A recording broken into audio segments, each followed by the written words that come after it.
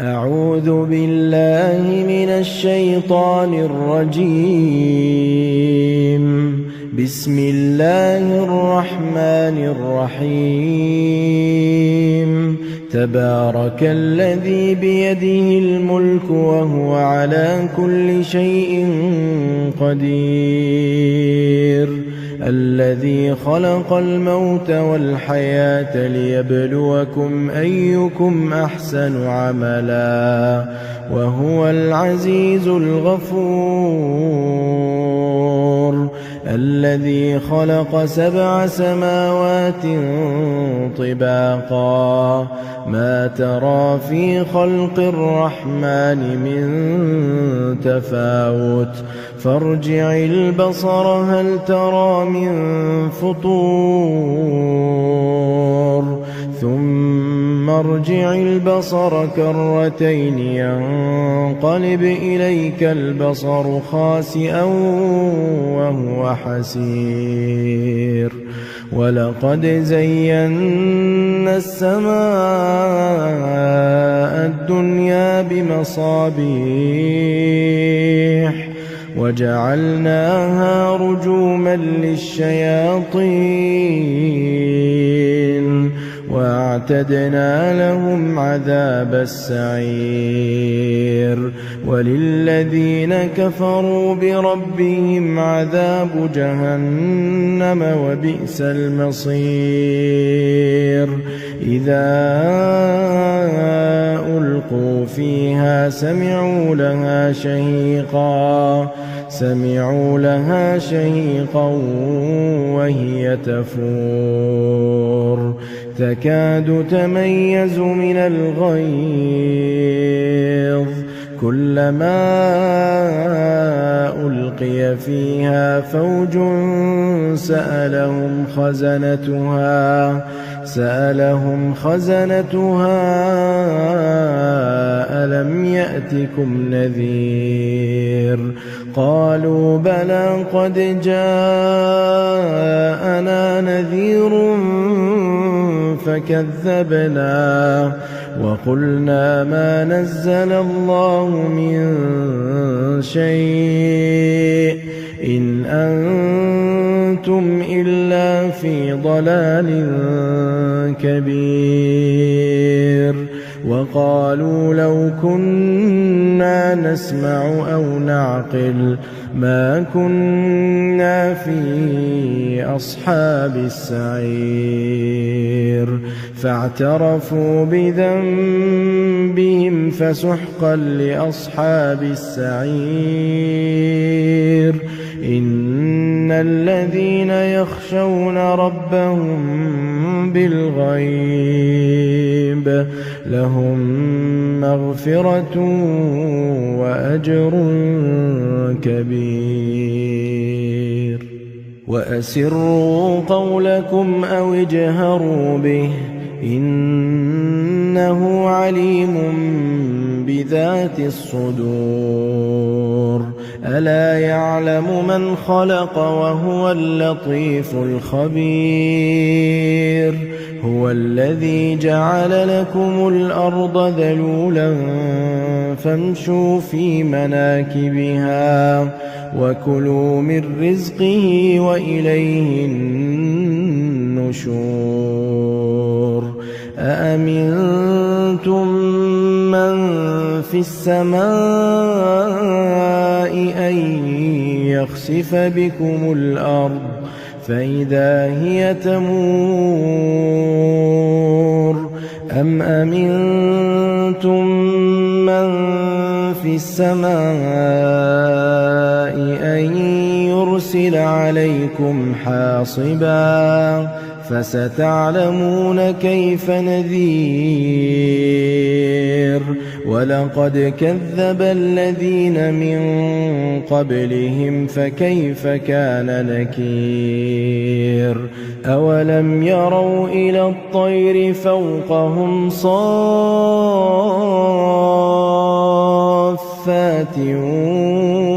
ويقبضن ما يمسكهن إلا الرحمن إنه بكل شيء بصير. أمن هذا الذي هو جند لكم ينصركم من دون الرحمن إن الكافرون إلا في غرور. أمن هذا الذي يرزقكم إن أمسك رزقه بل لجوا في عتو ونفور. أفمن يمشي مكبا على وجهه أهدى أمن يمشي سويا على صراط مستقيم. قل هو الذي أنشأكم وجعل لكم السمع والأبصار والأفئدة قليلا ما تشكرون. قل هو الذي ذرأكم في الأرض وإليه تحشرون. ويقولون متى هذا الوعد إن كنتم صادقين. قل إنما العلم عند الله وإنما أنا نذير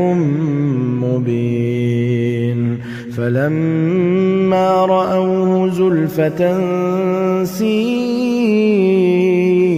وجوه الذين كفروا وقيل هذا الذي كنتم به تدعون. قل أرأيتم إن أهلكني الله ومن معي أو رحمنا فمن يجير الكافرين من عذاب أليم. قل هو الرحمن آمنا به وعليه توكلنا فستعلمون من هو في ضلال مبين. قل أرأيتم إن أصبح ماؤكم غورا فمن يأتيكم بماء معين. أعوذ بالله من الشيطان الرجيم. بسم الله الرحمن الرحيم. الرحمن علم القرآن خلق الإنسان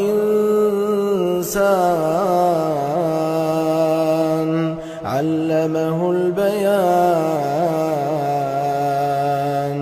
الشمس والقمر بحسبان والنجم والشجر يسجدان والسماء رفعها ووضع الميزان ألا تطغوا في الميزان وأقيموا الوزن بالقسط ولا تخسروا الميزان. والأرض وضعها للأنام فيها فاكهة والنخل ذات الأكمام والحب ذو العصف والريحان. فبأي آلاء ربكما تكذبان. خلق الإنسان من صلصال كالفخار وخلق الجان من مارج من نار. فبأي آلاء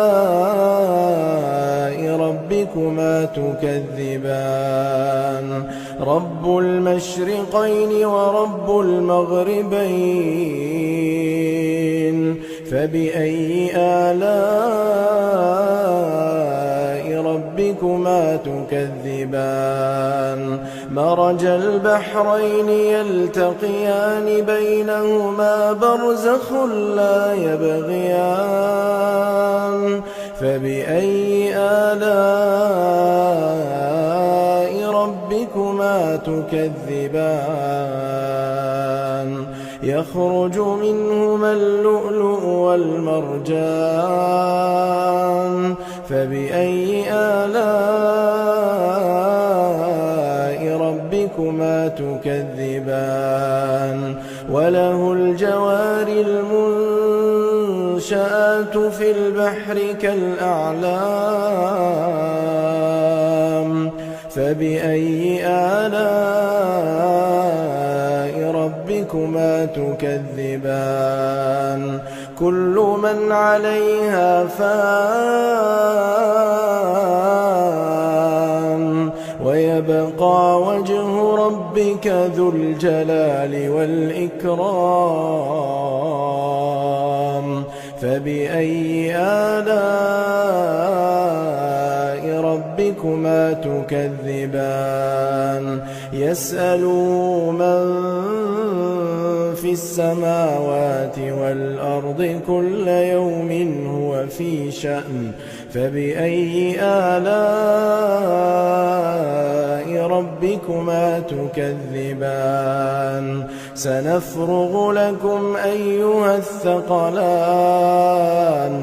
فبأي آلاء ربكما تكذبان يا معشر الجن والإنس إن استطعتم أن تنفذوا من أقطار السماوات والأرض فانفذوا لا تنفذون إلا بسلطان فبأي آلاء ربكما تكذبان يرسل عليكما شواظ من نار ونحاس فلا تنتصران فبأي آلاء ربكما تكذبان فإذا انشقت السماء فكانت وردة كالدهان فبأي آلاء ربكما تكذبان فيومئذ لا يسأل عن ذنبه إنس ولا جان فبأي آلاء ربكما تكذبان يعرف المجرمون بسيماهم فيؤخذ بالنواصي والأقدام فبأي آلاء ربكما تكذبان هذه جهنم التي يكذب بها المجرمون يطوفون بينها وبين حميم آن فبأي آلاء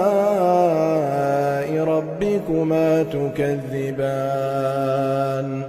ولمن خاف مقام ربه جنتان فبأي آلاء ربكما تكذبان ذواتا أفنان فبأي آلاء ربكما تكذبان فيهما عينان تجريان فبأي آلاء ربكما ربكما تكذبان فيهما من كل فاكهة زوجان فبأي آلاء ربكما تكذبان متكئين على فرش بطائنها من استبرق وجنى الجنتين دان فبأي آلاء ربكما تكذبان فيهن قاصرات الطرف لم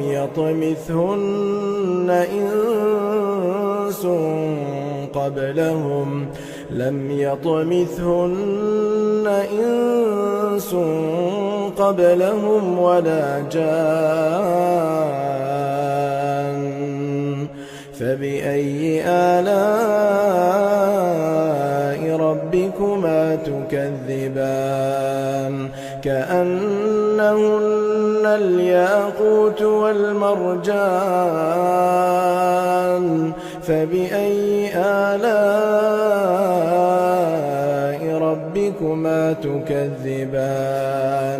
هل جزاء الإحسان إلا الإحسان فبأي آلاء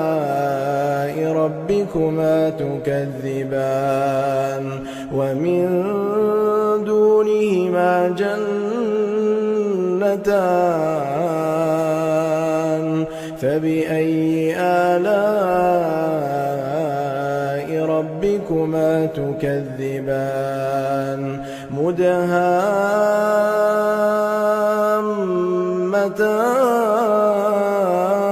مدهامتان فبأي آلاء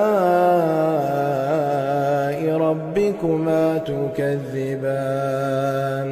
فيهما عينان نضاختان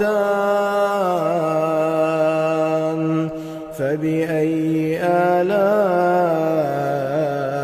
ربكما تكذبان فيهما فاكهة ونخل ورمان فبأي آلاء ربكما تكذبان فيهن خيرات حسان فبأي آلاء ربكما تكذبان حور مقصورات في الخيام فبأي آلاء ربكما تكذبان لم يطمثهن إنس قبلهم ولا جان فبأي آلاء ربكما تكذبان متكئين على رفرف خضر وعبقري حسان فبأي آلاء ربكما تكذبان تبارك اسم ربك ذي الجلال والإكرام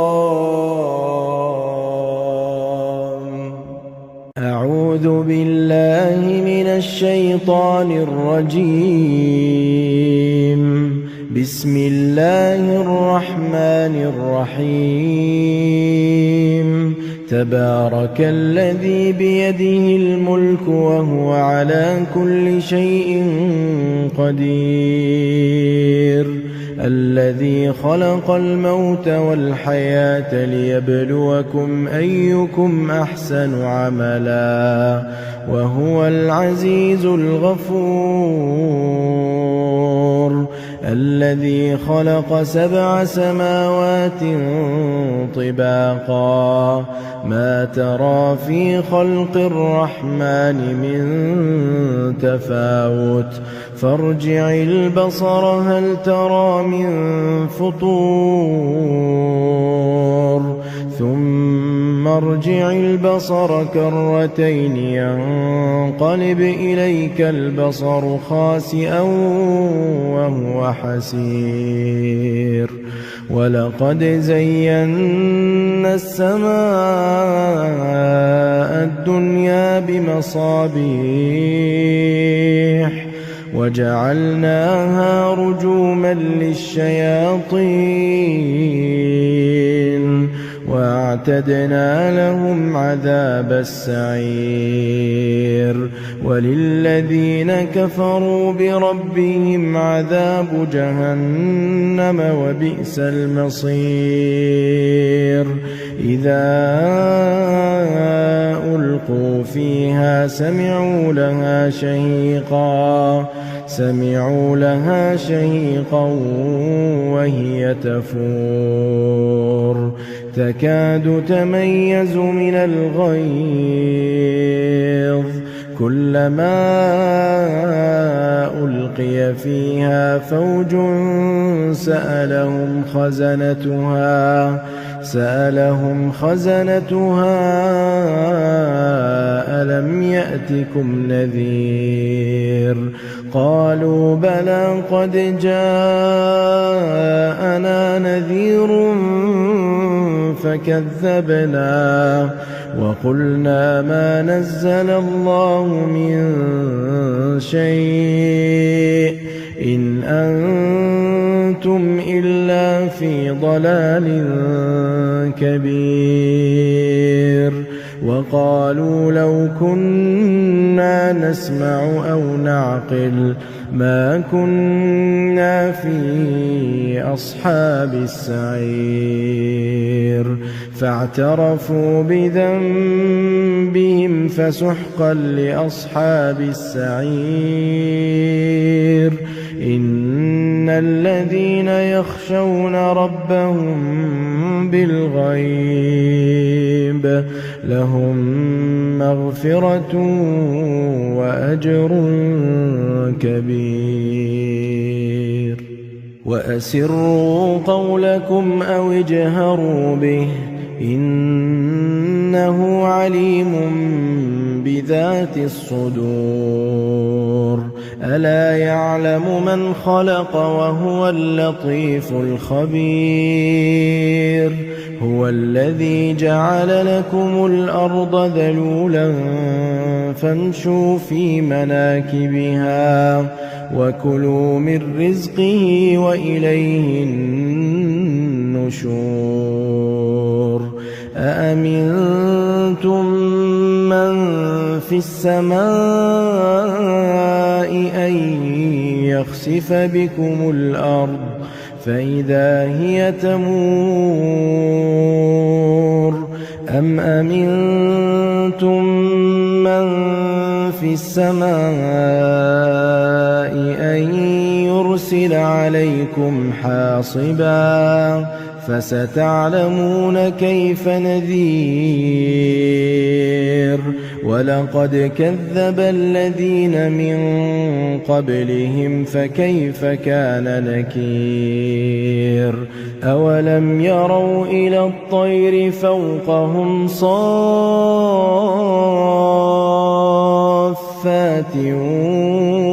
ويقبضن ما يمسكهن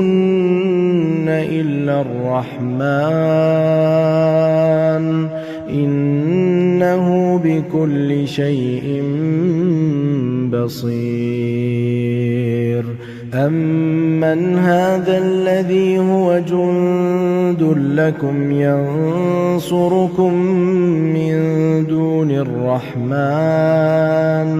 إن الكافرون إلا في غرور أمن هذا الذي يرزقكم إن أمسك رزقه بل لجوا في عتو ونفور أفمن يمشي مكبا على وجهه أهدى أمن يمشي سويا على صراط مستقيم قل هو الذي أنشأكم وجعل لكم السمع والأبصار والأفئدة قليلا ما تشكرون قل هو الذي ذرأكم في الأرض وإليه تحشرون ويقولون متى هذا الوعد إن كنتم صادقين قل إنما العلم عند الله وإنما أنا نذير مبين فلما رأوه زلفة سيئت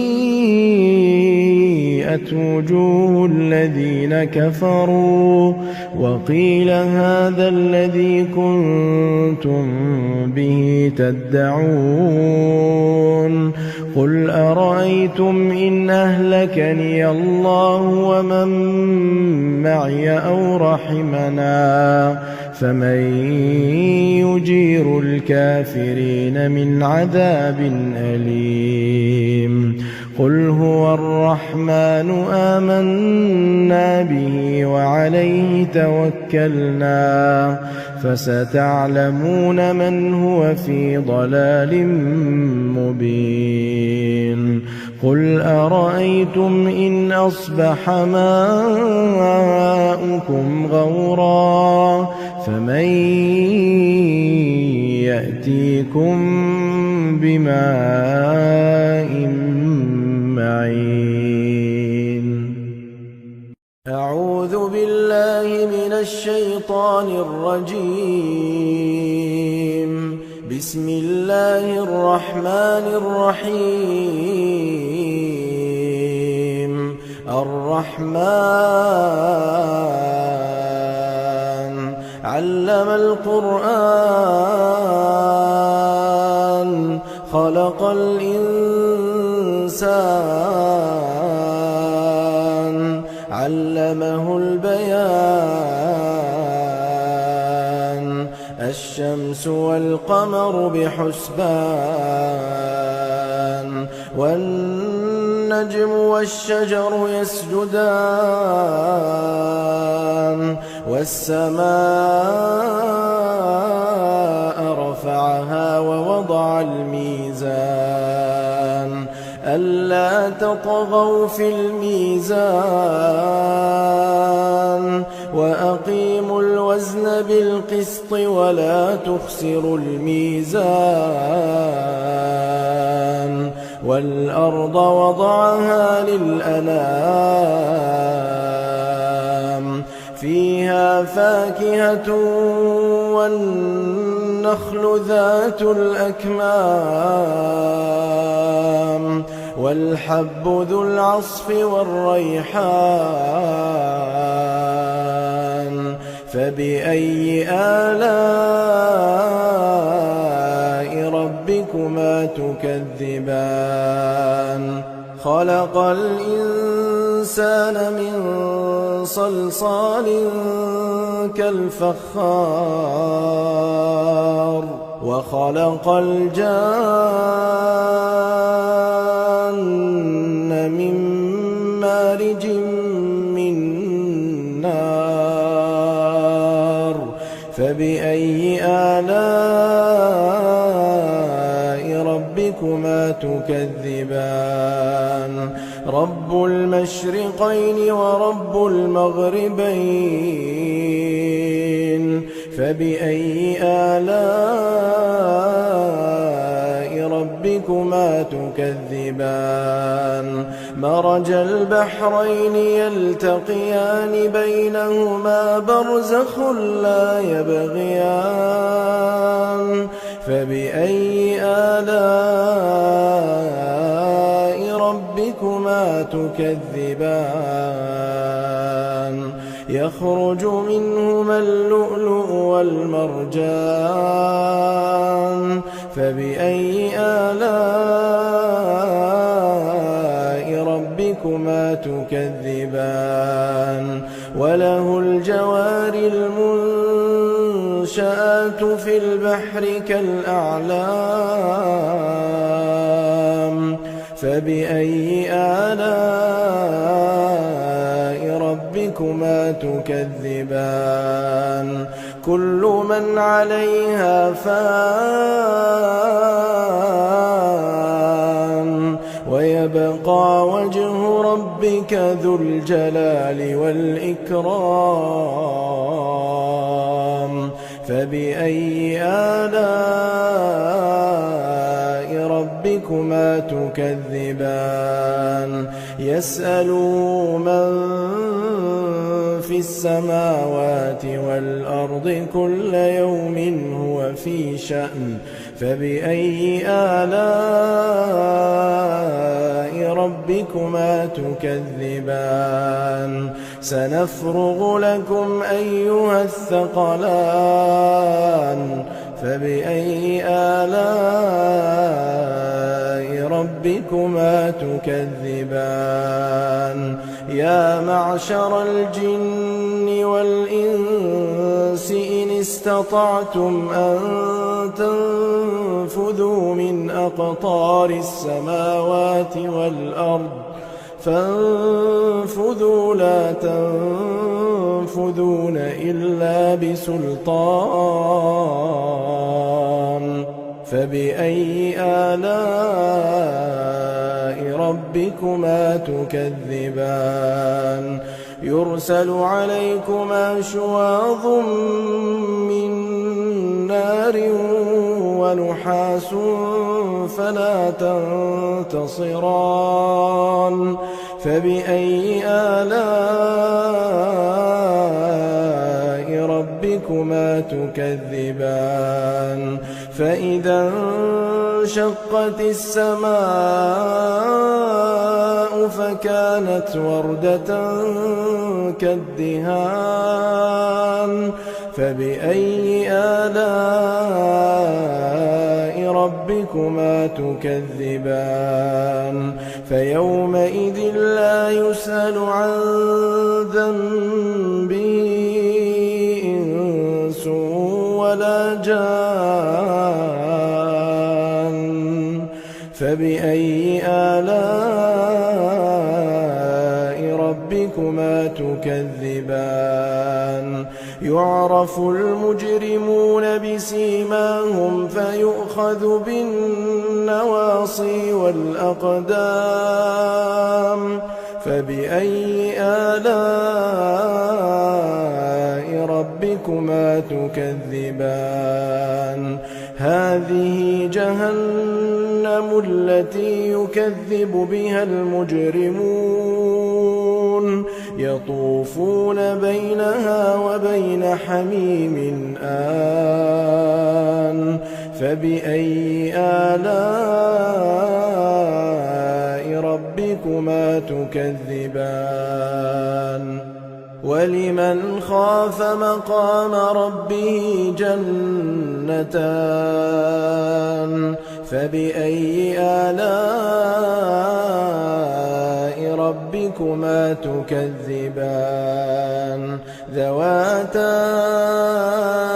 أفنان فبأي آلاء ربكما تكذبان فيهما عينان تجريان فبأي آلاء ربكما تكذبان فيهما من كل فاكهة زوجان فبأي آلاء ربكما تكذبان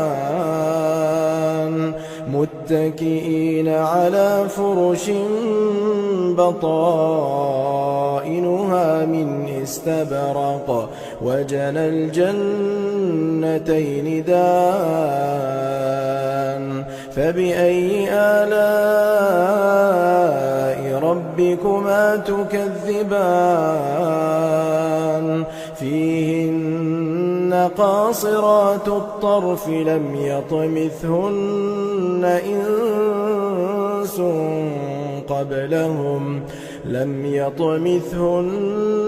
إنس قبلهم ولا جان فبأي آلاء ربكما تكذبان كأنهن الياقوت والمرجان فبأي آلاء ربكما تكذبان هل جزاء الإحسان إلا الإحسان فبأي آلاء ربكما تكذبان ومن دونهما جنتان فبأي آلاء ربكما تكذبان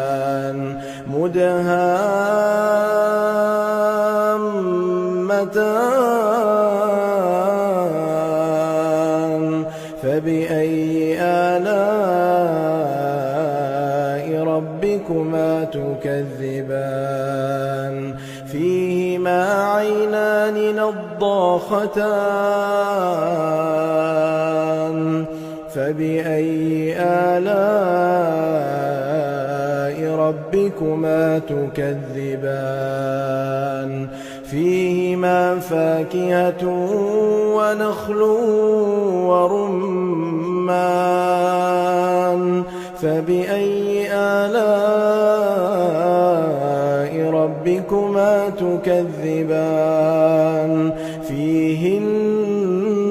خيرات حسان فبأي آلاء ربكما تكذبان حور مقصورات في الخيام فبأي آلاء ربكما تكذبان لم يطمثهن إنس قبلهم ولا جان فبأي آلاء ربكما تكذبان متكئين على رفرف خضر وعبقري حسان فبأي آلاء ربكما تكذبان تبارك اسم ربك ذي الجلال والإكرام أعوذ بالله من الشيطان الرجيم بسم الله الرحمن الرحيم تبارك الذي بيده الملك وهو على كل شيء قدير الذي خلق الموت والحياة ليبلوكم أيكم أحسن عملا وهو العزيز الغفور الذي خلق 7 سماوات طباقا ما ترى في خلق الرحمن من تفاوت فارجع البصر هل ترى من فطور ثم ارجع البصر كرتين ينقلب إليك البصر خاسئا وهو حسير ولقد زينا السماء الدنيا بمصابيح وجعلناها رجوما للشياطين وأعتدنا لهم عذاب السعير وللذين كفروا بربهم عذاب جهنم وبئس المصير إذا ألقوا فيها سمعوا لها شهيقا وهي تفور تكاد تميز من الغيظ كلما ألقي فيها فوج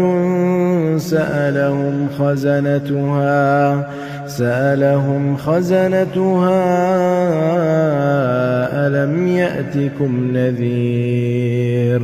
قالوا بلى قد جاءنا نذير فكذبنا وقلنا ما نزل الله من شيء إن أنتم إلا في ضلال كبير وقالوا لو كنا نسمع أو نعقل ما كنا في أصحاب السعير فاعترفوا بذنبهم